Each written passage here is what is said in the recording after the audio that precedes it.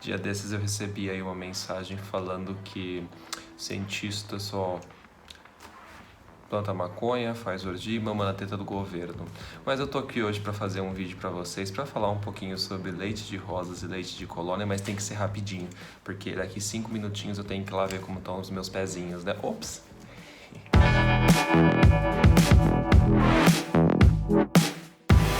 Não, gente, apesar dessa piadinha no começo, não é sobre derivados dessa planta tão polêmica que a gente vai falar hoje, tá?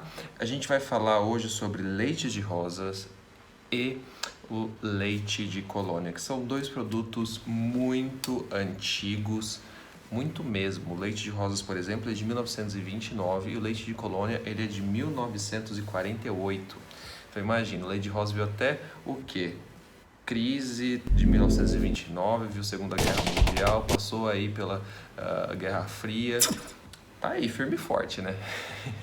Mas não é sobre a história deles que eu vou contar, mas é bom a gente situar para pensar de onde que eles vêm, em que momento eles foram desenvolvidos, porque isso é importante quando a gente vai falar sobre, por exemplo, a química que está envolvida com eles, né? Já é para se esperar que não seja uma coisa tão moderna. Deixa eu começar então falando primeiro do leite de rosas, vai passar aqui a lista dele de ingredientes, vocês vão ver que é bem simples, é basicamente, vou pegar aqui minhas anotações, água, álcool, água, digluconato de clorexidina, óxido de zinco, sorbitol e fragrância. É só isso, tá? É bem simples. Mas uma grande pergunta que me fazem é se pode ser utilizado como alguma coisa para limpar o rosto, como um tônico, como uma loção. E eu dei um Google, porque eu falei, de onde que tá vindo essas dúvidas, né? E aí eu achei lá no Google que algumas empresas que vendem o produto, não a empresa que faz o leite de rosa, mas que vendem o produto, às vezes colocam como tônico ou loção. Isso pode causar uma certa confusão, porque na realidade, se você ler a embalagem, está escrito desodorante, tá? E aqui vale a gente perder uns minutinhos para falar algumas questões. Primeiro que tônico não é uma coisa que, assim, pensando na farmacotécnica, é um tipo de formulação, como por exemplo uma emulsão que está bem definida. Pode ser qualquer coisa, entende? E ela não é vendida como um tônico, mas ela é vendida como um desodorante. Ela é classificada como desodorante. Desodorante serve para melhorar o cheiro, né? Melhorar o aroma da pele e para dar uma controlada, por exemplo, na questão bacteriana, alguma coisa nesse sentido, porque está relacionado, né? Mas o antitranspirante não tem a ver aqui, tá? A gente não está falando de antitranspirante, a gente está falando aqui de desodorante, tá? São coisas diferentes, eu vou deixar aqui para vocês verem a classificação da Anvisa. Mas o desodorante, ele é um desodorante e por conta disso, algumas pessoas falam, posso passar no rosto? Gente, olha, é o seguinte, eu não vou ser a pessoa que vai falar para você o que você tem que fazer ou não com o seu produto, tá? Mas eu acho importante falar para vocês que uma das coisas que tem aqui na formulação, que é o digluconato de clorexidina, pode não ser tão interessante para essa função. Por quê? É importante que ele controle, por exemplo, a proliferação bacteriana. Quando você passa o digluconato de clorexidina na sua face, no seu rosto, né? Hoje em dia a gente já sabe da importância do microbioma na pele. E aí esse microbioma pode ser afetado, tá? Quando a gente fala aqui das outras questões, o pessoal vai perguntar para mim, Vitor, mas e o álcool?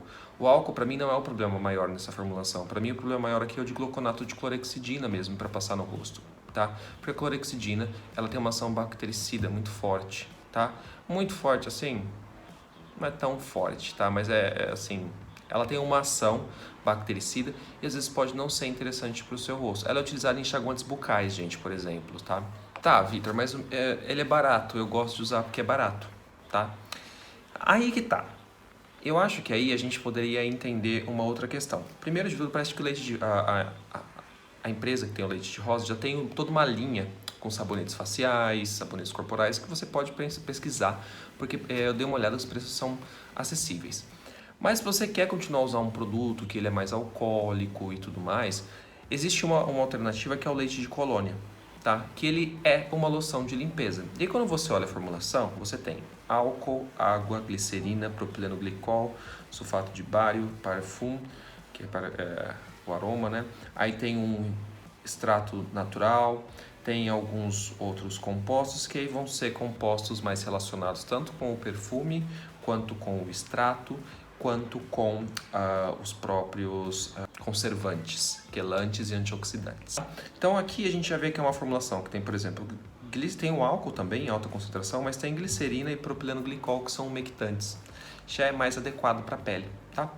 Aí você tem também esse extrato do Styrax tonkinensis, que é também chamado como Styrax benzoin resin extract.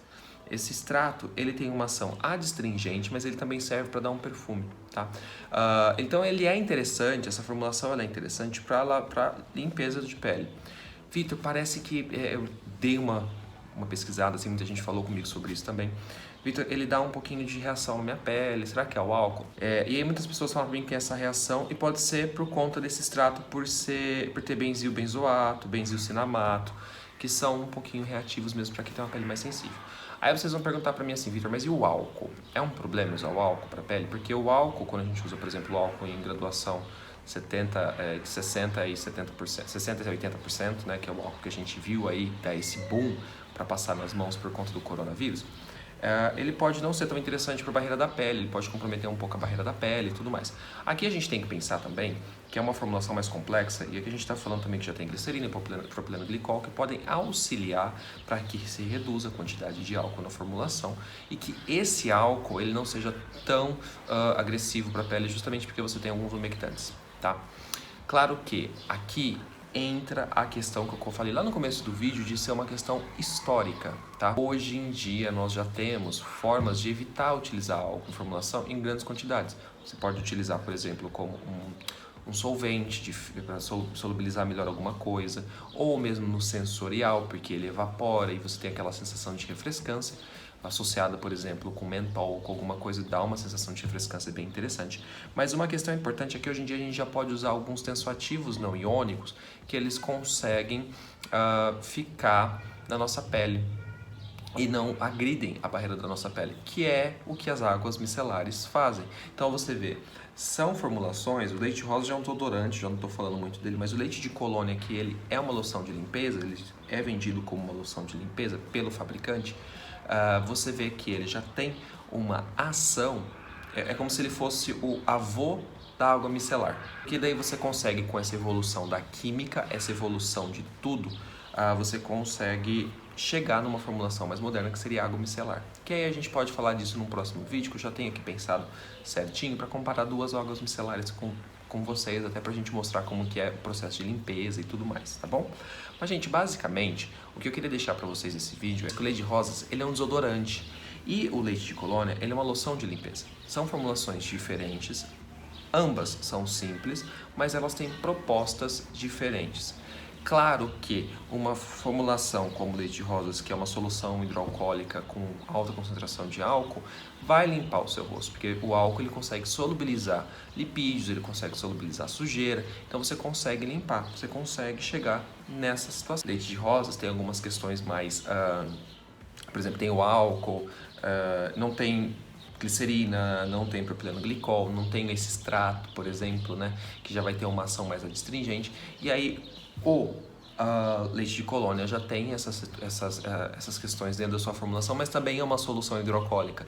Ambas as formulações são baseadas em álcool, entende? Então ambas vão acabar limpando, mas a grande questão para mim no leite de rosas é a questão de ter o digluconato de clorexidina, que é mais voltado mesmo para a situação como um desodorante, mesmo como hoje em dia, como um enxaguante bucal, tá bom? Gente, um beijo para vocês. Curte, compartilha, comenta aqui no vídeo. Eu adoro quando vocês participam aqui. Às vezes eu não consigo responder todos os comentários, mas eu agradeço do fundo do coração todo mundo que faz isso aqui acontecer. Um beijão.